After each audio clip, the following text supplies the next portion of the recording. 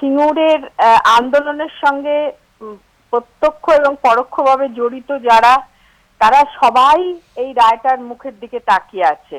এই রায় কোনোভাবেই আর চাষিদের কোনো কাজে লাগবে না। এই জমিটা তো একেবারেই নষ্ট হয়ে গেছে।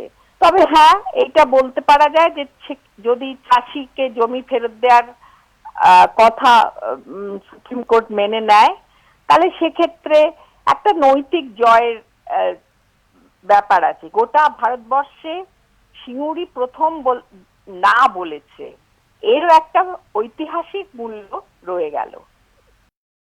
প্রত্যাশা এটাই যে অনিচ্ছুক কৃষকদের হাতে জমি ফিরে আসুক, এর থেকে ভালো কি হতে পারে।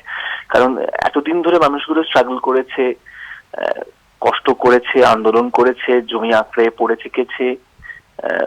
বামফ্রন্টের আমল থেকে কি ঘটেছিল আমরা জানি, এবং পরবর্তীকালে তৃণমূল আমলেও কোনো অবস্থার উন্নতি হয়নি।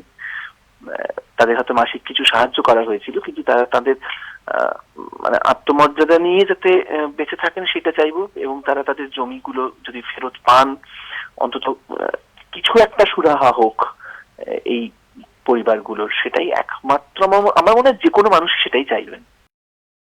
আমরা চাইবো কৃষকরা জমিটা ফেরত পাক। আইনে যদি কোনো ত্রুটি বিচ্যুতি থাকে সংবিধানের বিচারে, সেটা সংশোধন বিধানসভায় করে নেওয়া যেতে পারে, কিন্তু কৃষকদের জমি ফেরত দেওয়ার স্পিরিটটা এবং যে আন্দোলনের দাবি সেটা তুলে ধরুক আদালত, এবং এটাই আমরা চাইবো।